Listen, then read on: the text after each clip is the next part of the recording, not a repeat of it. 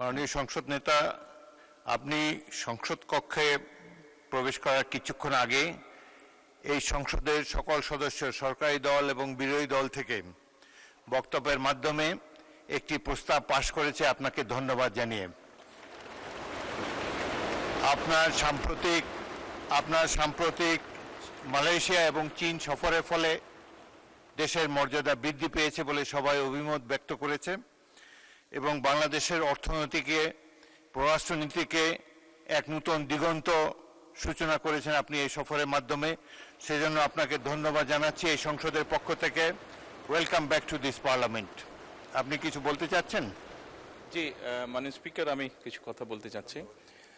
বিসমিল্লাহির রহমানির রহিম। মাননীয় স্পিকার, যে বিষয়ের উপরে আমাকে ধন্যবাদ জানানো হয়েছে এই সংসদের পক্ষ থেকে, তার জন্য আমি আন্তরিকভাবে কৃতজ্ঞ এবং আন্তরিকভাবে সকল সদস্যকে ধন্যবাদ জানাচ্ছি। মাননীয় স্পিকার, এখানে মূল বিষয় এটি হচ্ছে যে বাংলাদেশের মানুষ আমাদেরকে দায়িত্ব দিয়েছে তাদের স্বার্থ দেখার জন্য।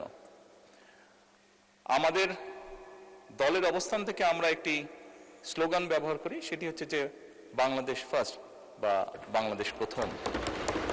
আমি যে কাজটি করার চেষ্টা করেছি মাননীয় স্পিকার, আমি আমার অবস্থান থেকে আমি আমার দেশের মানুষের স্বার্থ নিয়ে কথা বলার এবং সেই স্বার্থ রক্ষা করার চেষ্টা করেছি মাননীয় স্পিকার। এখানে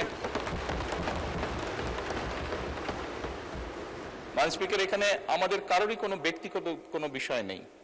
এটি যদি কোনো কিছু অর্জন হয়ে থাকে, ভালো কোনো কিছু অর্জন হয়ে থাকে, এটি বাংলাদেশের অর্জন।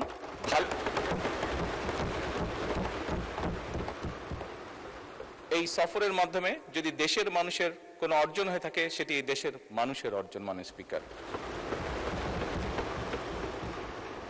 তবে মাননীয় স্পিকার, যেহেতু সংসদের সকল সদস্য, বিশেষ করে বিরোধী দলীয় নেতা, উনিও উৎসাহ প্রদান করেছেন দেশের জন্য, দেশের মানুষের পক্ষে কাজ করার জন্য, সেজন্য আবারও আমি আমার ব্যক্তিগত পক্ষ থেকে সকল সদস্য, বিরোধী দলীয় নেতা সহ সকল সদস্যকে আন্তরিকভাবে ধন্যবাদ জানাচ্ছি।